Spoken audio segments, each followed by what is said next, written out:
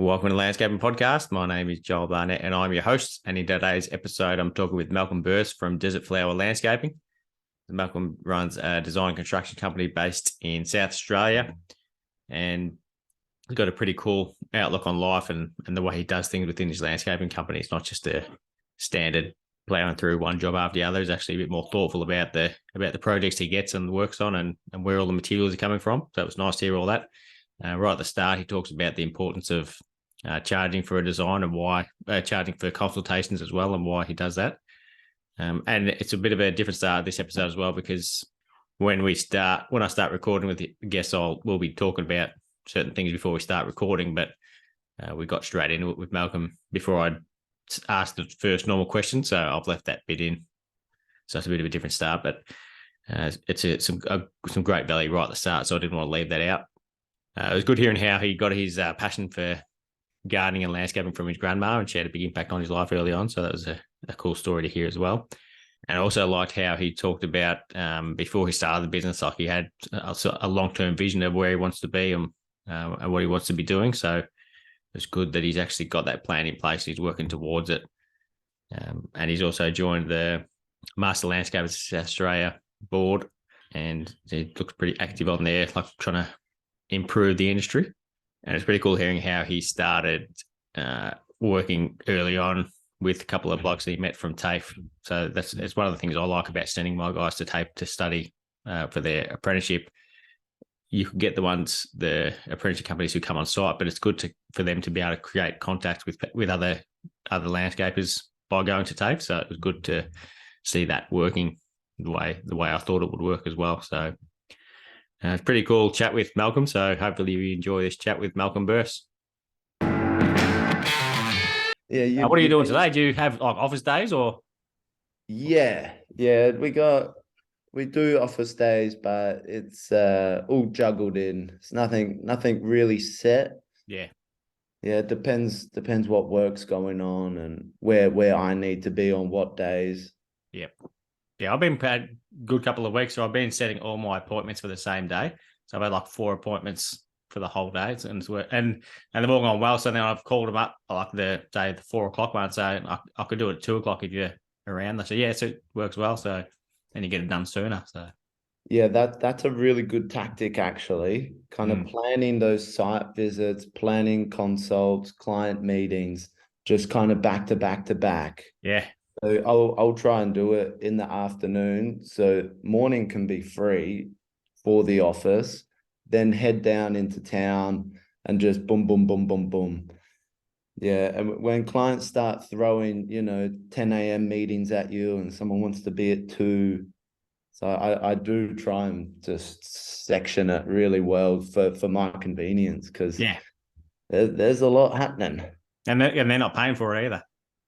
No, well, some consults we charge a fee for design consults. Yeah. But then we'll waive it if they go through with the design process. Yeah. Right. Yeah, just because I noticed when that's my favorite part of the job is going to the design consults with my designer and just meeting them, seeing what they need, and extracting their information, giving all my intellectual information, and from that we get very close to a 90% idea of what they need and what the design will be. Yeah. So from there, I've noticed some people kind of take that information away and not call you back, and so I've just decided like that knowledge is valuable. So yeah, 100%. Got to put a charge on it, and it is a business, Yeah. Yep. We're in it to make money. Yeah, I've just put I've just started quoting a lot like, because when I do a quote, I'll think, oh, geez, that's a bit expensive for what it is, but yeah, I've been losing money, so for that I'm gonna, if they want, I'll just give them the price and what it's going to cost so I can make money. And because it's not like I'm tricking them into it. Like, this is what it is. If you want to go ahead, we'll do it. If you don't, no problem. But I'm not going to pay for your landscaping. No, yeah, exactly. And the quoting is all your intellectual information on paper. Like, that's next level. That's a risk. Yeah, I just got a pool fence. I quoted it 12 months ago, but I quoted 7,700 for the pool for glass pool fence, and hoping I'd make $1,000 out of it. And I just got a quote off the pool fence guys for 10,200. So I'm going to lose $2,500 on the pool fence. So what do you do? No, it was bad luck, because if it had come in the other way and their quote was lower, I wouldn't give them the money back. So it's just, Jeez. yeah. That you wouldn't dare go back to the client and say, "Hey, I'm sorry." No, because I've had jobs in the past where I've made a lot of money from something I allowed way too much on. So you can't just take that money as a win and then ask for money if you lose. It's just it just swings and roundabouts, and hopefully you come out on top in the end. And it's a good way to learn for those mistakes as well. Well, one thing I've just started doing actually is specifying on every quote that any unforeseen damage underground we're not responsible for, but we will show you, talk to you, and create an affordable way to fix it. Because the amount of times, the plumbers put in the mains water 100 mil under the ground, bang, excavator just pops it open, everything stops. It happens every job. So you can put in an allowance in your quote to fix these things, but I just figure that the fairest option is that, if you don't hit it, the client doesn't pay you for your contingency, and so and it's worked well, and they understand. It's the same if you hit rock. You got to do all these sleeper posts, and you're in the middle of shale.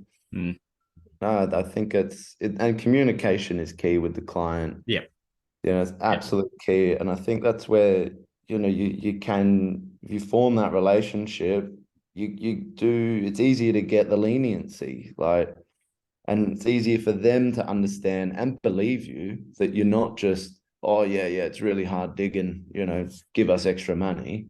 Yeah. No.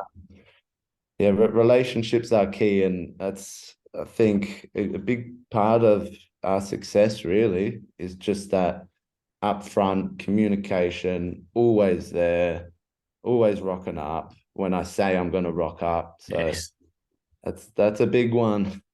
It's the easiest thing to do as well. What if you're not going to rock up? Send them a text message. It's not that hard.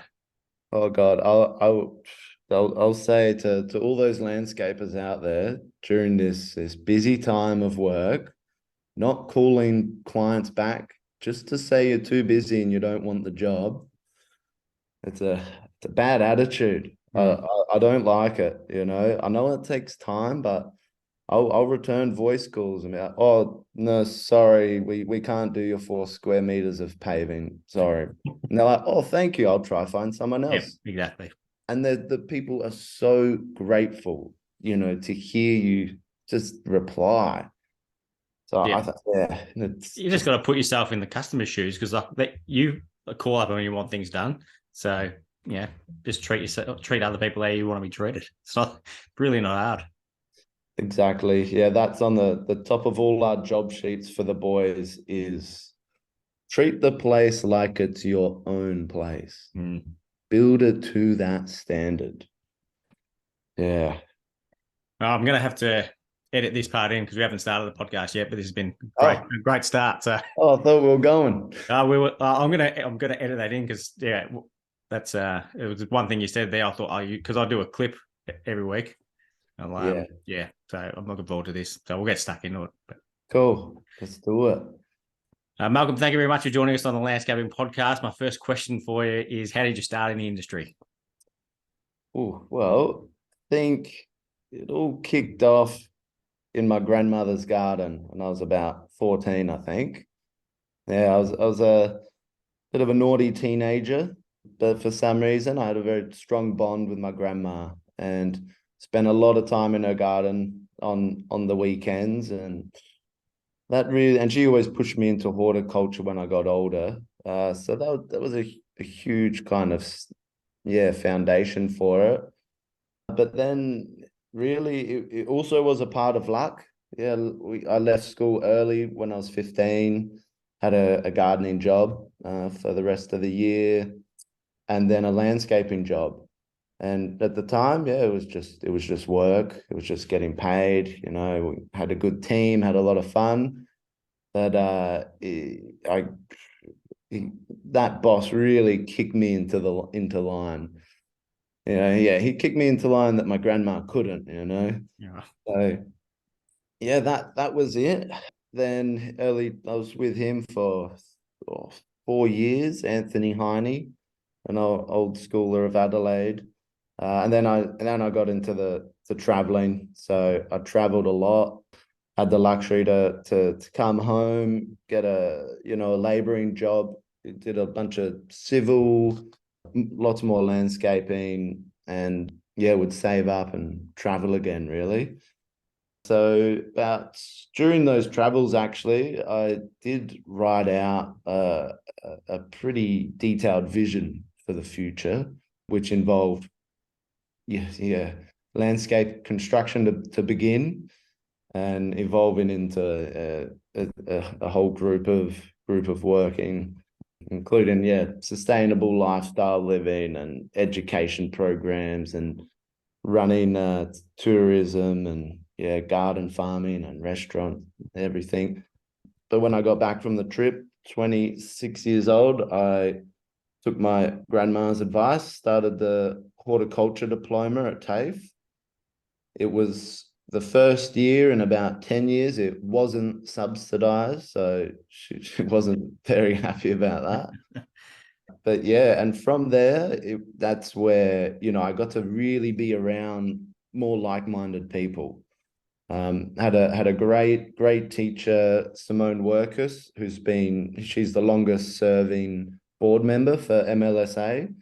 Wow. She did the design component of the Hort diploma, and then I was so inspired, I moved into the next year or so to do the design, landscape design diploma with her. And from there, I really just concreted kind of that long-term vision that I'd written out. And that was the base plan. I met a good friend of mine, Dan Davis, there, who started Oliver Gardens Design. And we bounced off each other when we got out of TAFE. Yeah, and I was landscaping through TAFE with Gardens with Style, Ben Knapp. He's out in the Adelaide Hills doing some really good bespoke work. And I think that was important for kind of that eye to detail that I've got now. And yeah, it just grew and grew and grew. And yeah, I guess I did a bit more traveling after the studies. But then I ended up in Byron Bay for a year. I was working out in a nursery there. And that was just before COVID. So COVID struck, and I made the move back to Adelaide. And on my mum's kitchen table, I got out the vision, got out all the notes, and I started Desert Flower. Yeah, and that's where it all began. And I wasn't too sure where I'd be in, 2.5 years where I am now, but actually I did not think I would be here right now. That's for sure. Yeah, that's cool. It's one of those, because you're one of those businesses that seems like they've been around longer than 2.5 years. So, because Nice. a lot more people start off a lot slower doing really basic stuff, but you're doing some nice work.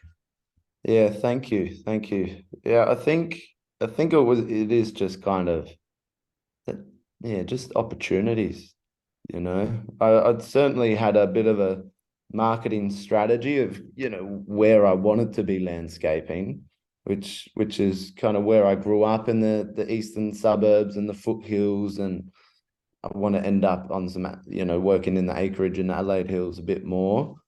But yeah, that marketing helped. So we landed there and got a lot of work just straight out of there, really, and then word spreads pretty quickly. Well, yeah, it's also a good time to be starting a business because the industry's just boomed ever since then. So, Yeah. it'd be interesting to see what it's like when things change and how that goes. But luckily, you probably built a name for yourself during that time. Well, that's something I keep in the back of my mind a lot. So constantly kind of strategizing the lull in the industry. So yeah, definitely we've got the maintenance section, all the nuts and bones and bolts of it ready to push, and a nursery to start, out in the backyard. But yeah, that is something we all got to consider, is that lull. Hmm. But I think it'll be a good kind of natural event. And I think it'll weed out the people that have kind of been exploiting it. The people that aren't calling landscapers back. I Yeah. mean, aren't calling clients back. Those Yeah. landscapers, like, they probably won't get another phone call, or that word might spread to their friends that Joe Blogs didn't call me back and he said he would, or he's going Yeah. to come to a meeting. And so I don't know. That's my theory. So just, yeah, being, respectful and kindness and doing a good job, I think you have a good chance to still get work. Things could scale back. That's fine, but uh, God, sometimes I wouldn't mind that. Take Yeah. Yeah. take the edge off a bit. Yep. So when you're working with Anthony Heine, what sort of work does he do? Is it the full like landscape, including hardscaping and every bit of everything? Yes, yeah, start to finish. He had his Bobcat, and so yeah, full scale, start to finish. Yeah, it was quite traditional, but he was in that era of, those basic 200 by 200 boral charcoal pavers and moss rocks. And yeah, he had his recipe of plants, but yeah, he worked, and he gave me a lot of work ethic. And to be honest, he kicked my ass in the line. I look back now, like he was the other half of my dad I needed, just that iron fist. Yeah, you probably weren't enjoying it at the time, but then in hindsight, you realize it was needed. Exactly. But at the time, I thought it was normal. Yeah. Get a clip on the back of the head. I thought that was normal. I didn't know any different. So when you started out, did you like work with those two guys that you did the TAFE with as well? Like sort of help each other out with jobs until you can do it on your own? Exactly. Yeah. So I was selling designs for him, really, and getting him in board, and design work he was getting. He was kind of recommending my name. We partnered up on a couple of jobs as well, because I love the design aspect of it. But yeah, that really really kicked it off for us both. And it is that that sense of community and working together and collaboration, and having these relationships, not just with clients but with the industry folks beside you. And that was refreshing coming into it. I didn't, start in the business, I didn't know what to expect, because you hear some nasty stuff about the building industry, and mafia tactics, proper mafia tactics, and schmoozing and whining and dining. It's like, oh, but no, the landscaping industry was very warming and welcoming. And honestly, we are in the best industry ever. Yeah. Yeah, it's amazing how Yeah, many people say the same thing, and then other people who have come from outside industries come into it, and they say the other whatever industry they come from is nothing like the landscaping industry. Like it seems to be a lot more caring about people. well, I have a feeling, I don't know, I've got a theory that, just this kind of everyday connection with our surroundings and the earth and the soil and the plants and these living organisms, and this balancing of the ecosystem, and being aware of materials and everything. I think that really has an impact on the person doing it. Whether they know it or not, I think that really, I don't know, call it the B12 under your fingernails when you're planting. I don't know. I don't want to get too hippie on you, but I think that's a big impact on us. And hence why a lot of landscapers are a very calm, chilled person. Other than, you compare that to concreters, for instance. Yeah. When I in my the first job I worked on as an apprentice, we were working on a commercial site, and it was a union site, and that was pretty eye opening to see what the builders were like building that. It was building a supermarket. We were doing the paving around the outside, but there was like they did a morning meeting come in the morning, and the can't remember what they call them, but the guy, it's like a site foreman or something. But so he came around in the morning saying, one of our brothers' sites up the road had been shut down for something to raise. So we're raising money for him to help him through. So he held his hat out, and we said, Yeah. no, we're all good. And they said, he sort of repeated it again and just stood in front of us holding it there until we put money into his hat. And it was just there. It was a wild experience. So yeah, I'm not a big fan of that side of things, but yeah, you don't see that with landscaping. Yeah, no. There was a lot of assistance when I started because I reached out as well as a humble new guy, and I asked the questions to some other landscapers that I admired and still do. So they got back to me and spoke me through it, and one of them said, "Yeah, I'll come through to consult, but that'll cost you $250 an hour." I was like, "Ooh, yeah, okay, don't worry about that, mate. Thanks." Yeah, Yeah, you can see it's one of those things you can sort of see, yeah, one side of thing, but you also got to you can see it from his point of view, but you also got to elevate the industry somehow. So yeah, can't yeah, keep too many secrets. yeah, yeah. Of course. But I mean, like these podcasts, this Yeah, is an unraveling of secrets, yeah, and I've sure listened to my fair share, and especially when you get the big names on to know you, because you want to. That's where you can learn a lot from, and just to hear it. But what is refreshing is that they've all gone through the same shit you are. yes, You think you're the only one that's faced this problem, but you're not. yeah, So, and that's where again, even you might be landscaping for 10 years, you could reach out to someone and say, "Hey, I'm actually stuck. What do I do?" So, and I feel comfortable to I think everyone should feel comfortable to do so in this industry because it's a generally a good community of people. yeah. I haven't told you this, but I charged guests $250 per hour to come on as well. So I'll send you the invoice later. But yeah, Uh, podcast isn't free to run. It's got to pay all for right, we itself might just have to stop this here, mate. But yeah, like, and I've been amazed at some of those big names I've reached out to, and just asking if they want to come on. They say, yeah, no worries. Just let me know when. So they've been awesome to give up their time, and it's good having a range of people who've been in the business for 25 years and 2.5 years and everywhere in between. And so yeah, and it gets a lot of good feedback. From talking to a lot of these people, do you hear many of them kind of get into the sustainable methods that they use through their building process or even design process? Not really, no. But I did hear you were talking about that on your podcast that you did with Clint on the full landscape, um, about how you've got different bins on site. So yeah, tell us about that and the reason behind it, and what do you use those different bins for? Starts quite simple, just for cans and bottles. Then we've got bigger ones for general waste, and then we'll have just typically not a bin, but a pile for any precious metal.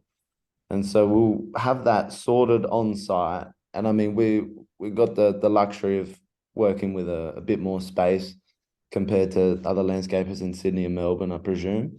Yep. So yeah, just keeping it separate, and it goes beyond that with dumping. So instead of getting a skip, throwing everything in and hauling it off, we'll do runs of masonry, do the runs of clean fill.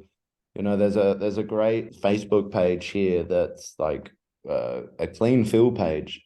So people wanting clean fill and people needing to get rid of it. And so that's a really good option, especially when you're taking out larger amounts. Yeah, it's just they're just small processes that you can do on site, and it's just a good look. It keeps the site tidy. The clients see that organization, and they'll always respect it. But then, I think it really can go beyond that. I think we all need to really start thinking about it more and educating ourselves more about how we do build how we do it, what we're using, the miles we're doing, where things are coming from, even plant species and what goes to the dump. So it's going to be, it's going to just become a more and more of a problem. So I'm a little pessimistic about the future and the way things are going. And I know our building industry creates a lot of issues for the environment. And so I think that is something that we will not be able to avoid anymore. I think, I believe my personal opinion is that, designs will be more environmentally friendly, more habitat, not peeling away the natural, the top layer of soil. That's one that bothers me when you get someone's design and the designer specifies removing 300 mils of the soil, bringing in 300 mils of a sandy organic mix. There's definitely other ways to go around that. That's one that irks me, but we all just got to really start thinking about it a bit more, and just where the materials come from, especially because we try to use a lot of local stone, local businesses, not too much, if at all, in overseas brought in products.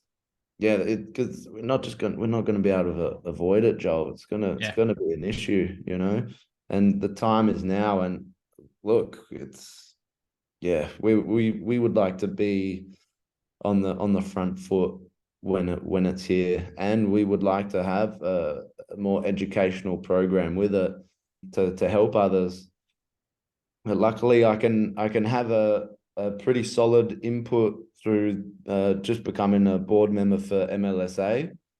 Been putting in a fair few recommendations from that side of things, which is good. But it's up to us. It's up to the individual to do their thing.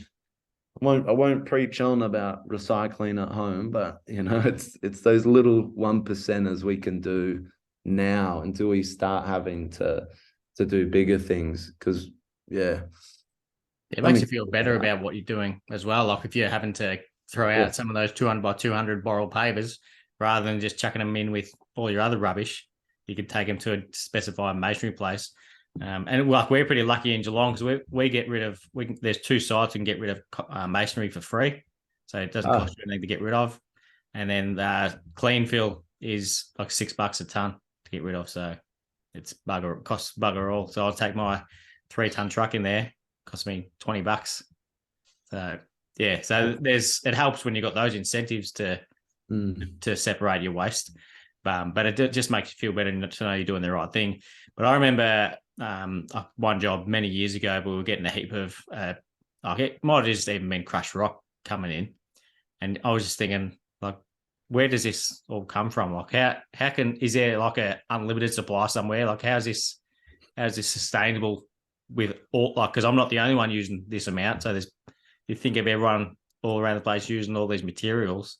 Like, it's got to, and you see that sometimes when there's certain gravels that you can't get anymore or something. So, like I say, it comes down to design and, but also talking about design and you're talking about that soil. I've had, I remember the first time I saw it was a Georgia Harper design where she talked about excavating the soil down to 300 mil depth, but then mixing that with imported soil as well. So it's sort of, putting some good stuff in there, but using what's existing as well. So that's a good way to go about it. So there's some people doing, a little bit, and it's only getting more and more. And sustainable gardens are getting more popular as well, I reckon. Yeah, I think so. And then it's an easy thing to do. That I guess the mind, works a certain way when you start having that permaculture design aspect and everything is connected, and which creates a healthy balance of things. It's different to the hardscaping mind where you are looking at lines and levels and heights. So there is a lot to it, and just considering the rainfall. It's down here, under half a meter of rain every year, so we're always trying to slow it down when it hits the ground. And if it's hitting hard surfaces, there's methods to take it out into the garden through French drains and ag pipe systems to slow it down. And if that fills out, it essentially has an overflow to then take it out to the stormwater. So there's lots of methods you can get into instead of the traditional capture the water and get rid of it. Just slowing it down, giving it time to infiltrate in one of the driest places ever. So things we can do. Yeah, it's a challenge because because we've got the clay soils around here, so water is a nightmare because it'll be sitting around if you have it sitting in there. So yeah, that's more education about how to use it correctly as well, which most people wouldn't really know. I wouldn't have thought about the best way to do it. It's either keep it there or get rid of it. Yeah, and I mean, you can manage to keep it there for a little bit and let it soak in just a little bit until it's totally saturated, and then get rid of it.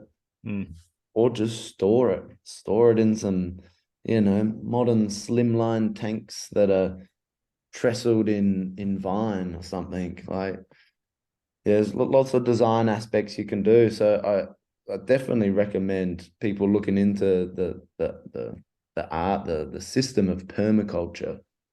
So it is just that healthy balance, and it really makes you think, gets your brain ticking in that way, and it converts into day-to-day life as well. About recycling at home and what to buy and packaging and going to whole food shops so you're not throwing soft plastics in the bin. And there's a lot we need to do. Do you know of any good kind of resources that people can refer to? No, nothing at all. No, because I don't know much about that side of things. But when I spoke to, what is it? The Tom Humphrey, pretty sure it is. He was talking a lot about permaculture. So he's from now I've forgotten their business name, the Landscapists in New South Wales. Okay. So yeah, he's big on permaculture, and yeah, he likes doing the designs to incorporate that in there as well. And he was sort of saying that people need to be doing more of that too. But yeah, I don't know of any resources where we could learn about it. But do you know of any? Yeah, I would just say Google permaculture. Yeah. Google permaculture. There's plenty of books out there that I've got. A great one for anyone that is interested and wants to start is the Permaculture Introduction by Bill Mollison. So he coined the term in Tasmania back in the 70s. So that is where it all started. The introduction book is very simple, easy to read, and gives you a very good idea of the balance of the house and the garden, the aspects of the space. Then he has a full-blown Bible, which is a bit too deep, even for me. So with the design side of things, so you've got a designer who works for you. So how many staff do you have at the moment? At the moment, we've got 6 on the books. Then we've got a couple of subby laborers that we keep busy when we can. Yeah, so we've got, I think 5 designs on at the moment. Oh, really? Yeah, which is good because I play a big part in that as well with the designer. So I'll go through the whole process with him, every step of the way, really. Yeah, he'll just be doing a lot of the drafting and putting it all together in the software. So that's a good creative outlet. You say 5 designers? Oh no, sorry. One designer, five designs at the moment. Ah, right. Yeah. Yep. Yeah, yeah, yeah. So, and the other, well, you got two crews in construction. Is that how you set it up? Yeah, two crews. Yeah, two crews. And then we'll jet off and kind of we like to just jam in as much as I can. So we'll be off on little jobs as well that I'll tend to just jump in and we'll bang them out. But no, two stationary crews, yeah. Yeah, and it's been going well. We had a supervisor of ours leave at the end of the year who'd been with us for over a year. So that was a tough one, especially in this difficult time to hire people. Yeah. But I don't know what you call it. I call it sheer luck. So we had another fantastic experienced lad jump on board Yeah. the day I posted an ad. So yeah, that worked out very well. But we are still advertising, looking for an experienced supervisor because yeah, we are yeah booked out till June at the moment. Yeah.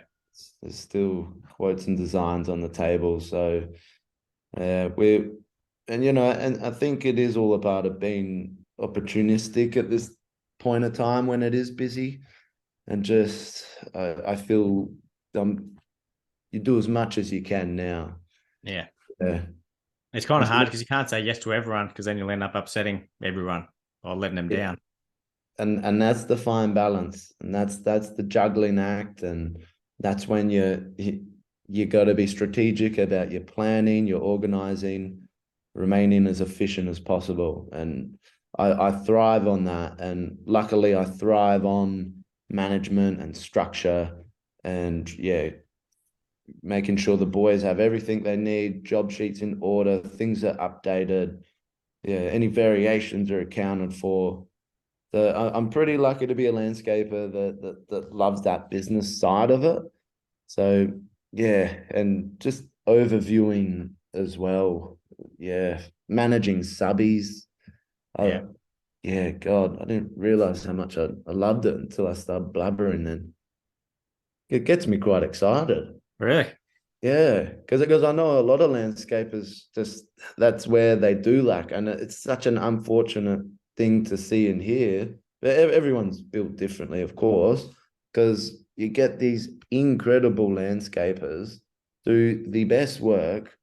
They might not be good on the books, or they might lack the organization and preempting the next week, and that can just let them down and which is unfortunate, but yeah, I don't know. It's just the way it is, isn't it? Yeah. But you see plenty of landscapers who like, yeah, they struggle because they're great landscapers, but they don't know what they're doing. So yeah, not everyone is cut out to do the same thing. They just sort of Yeah. work out what you're good at and do that awesomely.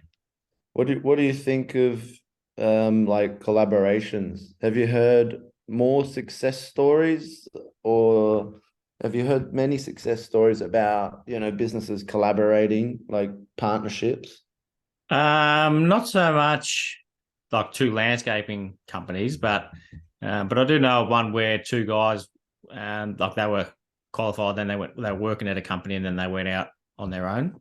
So Mm. and they've been going well for probably 8 years now, really. So yeah, so that's a success.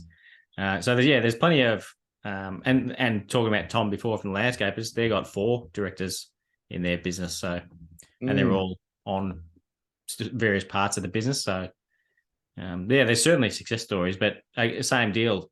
Like some people are built for that, and some aren't. The best ones seem to be when they're not two people who are the same.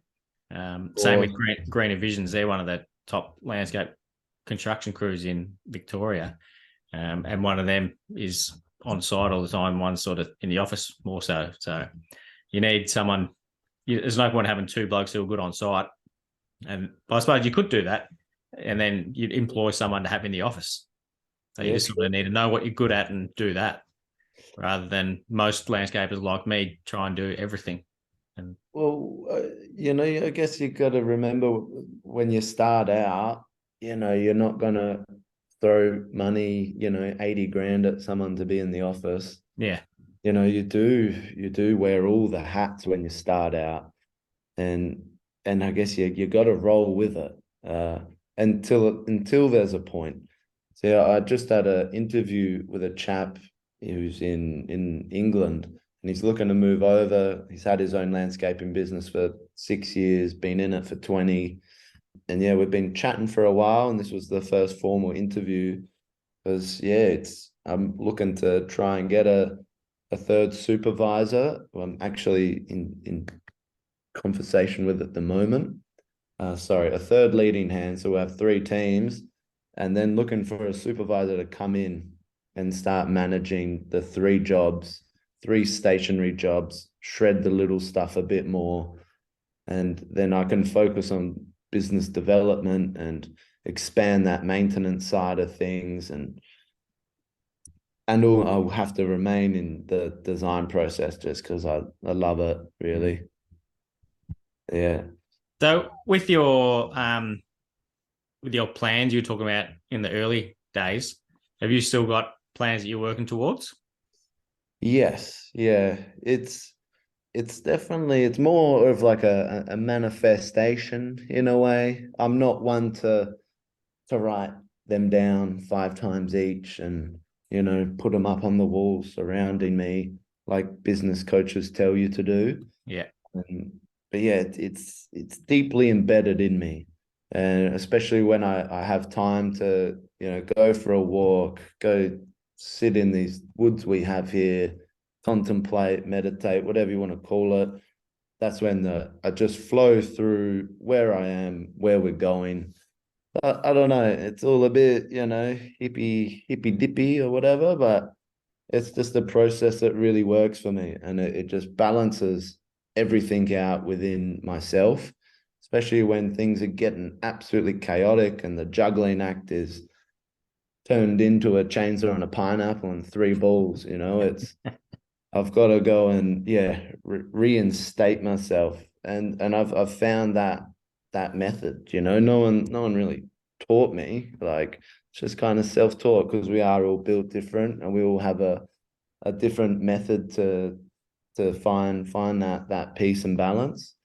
So during those moments, like that vision definitely is growing towards. So yeah, we are looking for some property to buy in the Adelaide Hills, and so that will act as kind of a depot and also be an area to house travelers. So my partner's from Belgium as well, so we've got a 10-month-old girl, and we love the idea of having travelers in and around the house with us.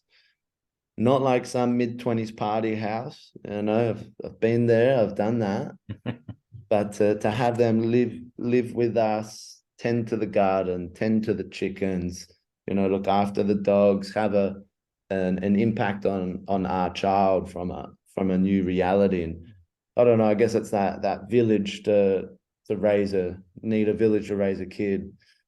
So with that space, that's a huge first step, because that's where we'd like to be, processing our own mulch and green waste and compost, stockpiling, and all sorts of things. So that'll be a huge first step for us. Yeah, that sounds pretty exciting. It is. It is. Yeah. Yeah. Yeah. Yeah. And that's just the deep desire, so it's always going to be exciting. Yeah. Not having to live for anyone else as well. We've got our idea and move forward with it, which is beautiful. So do you do meditation? Yeah. How Yeah. often do you do that? It's like a regular. Definitely not enough, but usually most mornings we'll make my tea, lay on the rug, sit on the rug, just and stretch, breathe, just have that calm mind, and that is just the best power I can grasp for the day. Always ready, but without meditation, I'm pretty stable as well. Yeah. Yeah, I started doing yoga a fair bit, like in the morning and at night, or Excellent. sometimes I do both, but not every night. But yeah, I found that's amazing. Like you feel just completely different after you've done that. And one Oh, of them, and like in the program I do, one of them is like the some of the moves are a bit too flexible for my abilities. Can't quite get the arms around the back and that sort of thing. But one of yeah, the moves is called Shavasana, where you just yeah, lie on the ground and you're basically doing nothing for 2 or 3 minutes. But in that one, I'm doing sort of breathing, where I learned this from like a personal trainer with the breathing is breathe in for like say 8 seconds and then breathe out for double the amount. Um, yeah. and That's right. that's there's certain benefits with that. So I found doing that and then I sort of zone out while I'm doing that just within 2 or 3 minutes. So which is basically a form of meditation. It absolutely is. And yeah, especially at the end of that yoga practice, all those teachers will say that the Shavasana is the most important part, Yeah, as it is that release. yeah, And for the work we do hands-on, mate, yoga and Pilates and similar things are what we need. Like yeah, we get our workout on site, and then we've got to look after our body.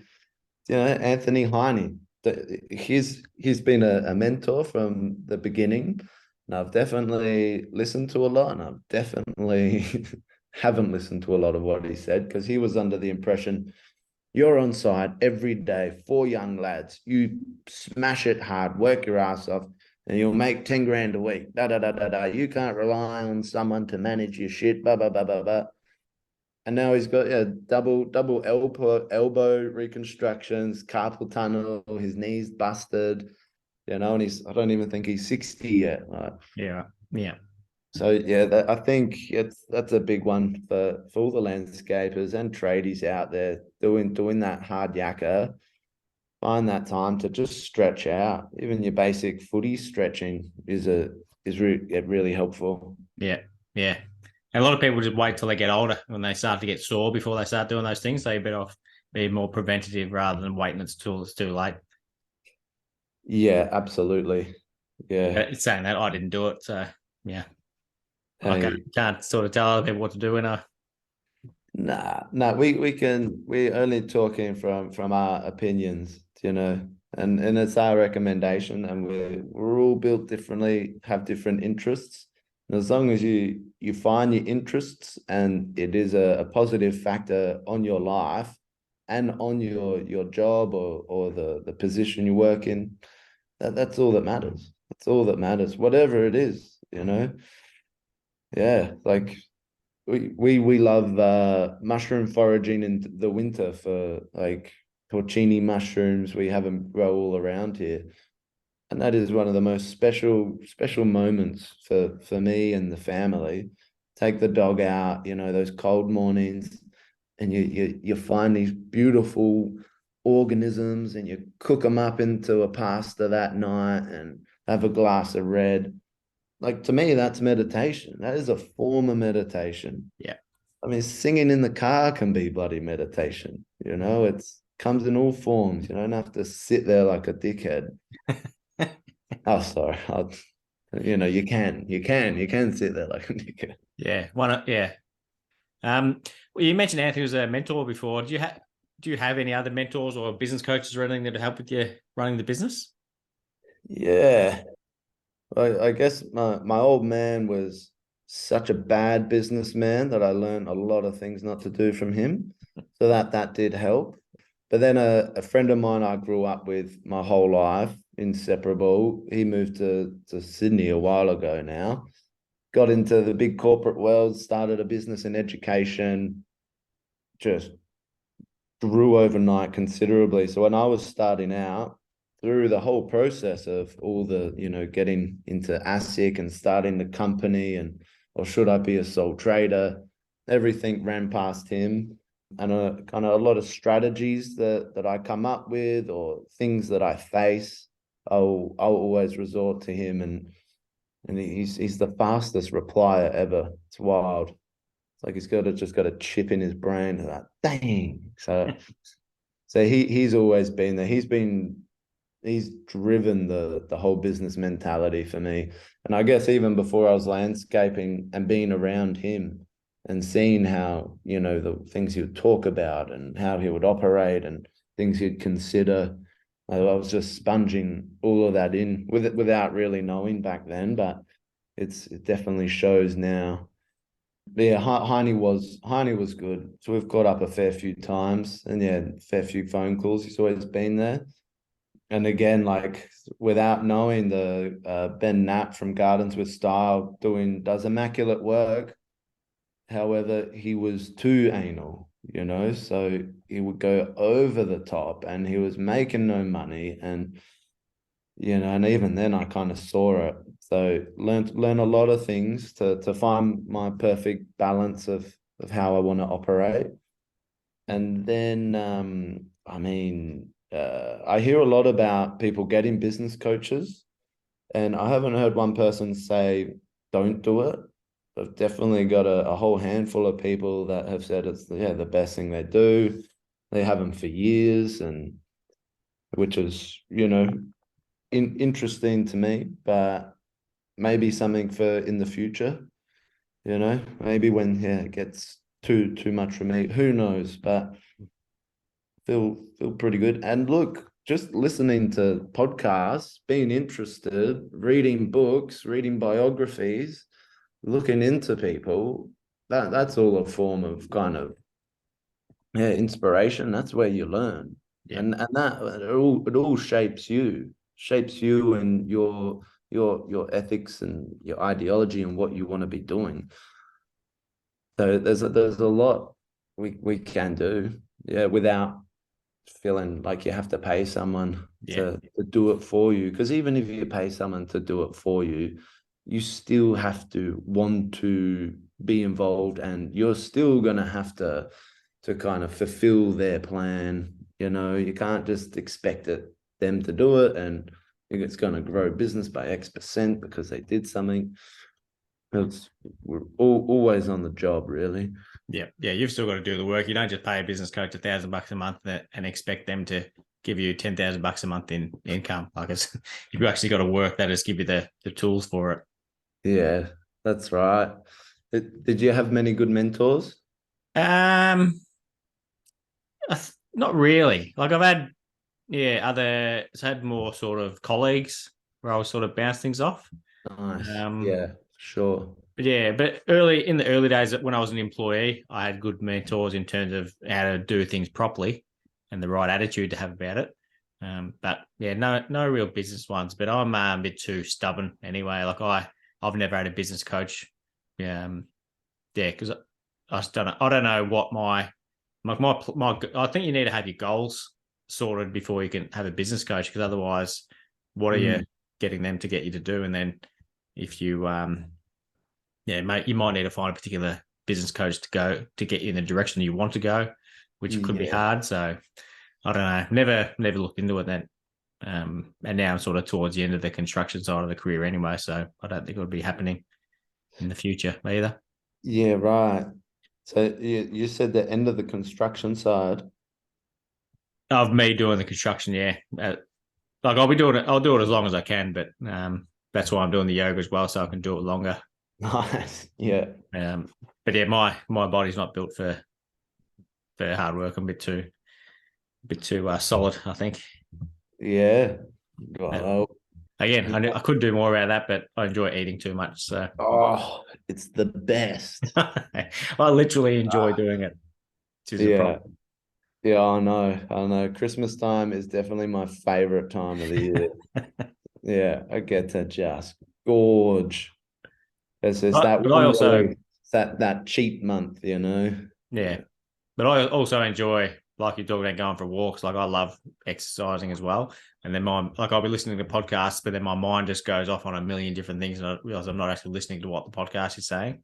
So Yeah. with when you say you join you're on the board of the Master Landscapers Association of SA. Yes. How did you come about deciding to do that? Uh, well, yeah, I really just due to the passion of being in the industry, really, knowing that this is my forever career, and wanting to make it the best for everyone else, I figured I can do my part to try help the progress of our industry, really. Obviously, I don't have experience on a board before, but yeah, I don't know, the passion kind of drives that for me. So it's been an interesting time, and it's exciting. It's very exciting because everyone else on there has that same passion, and they're only on there to drive our industry to be better. So yeah, I guess it's a really good opportunity, and to sit around the table with these, these people I highly respect. So yeah, it's been a good start to the process, really. Yeah, awesome. And when I listened to you on Clint's podcast again, you mentioned that you were looking to be, I don't know, it's a seller of Flow Hive, the Yeah, beehives. yeah, like a reseller ambassador.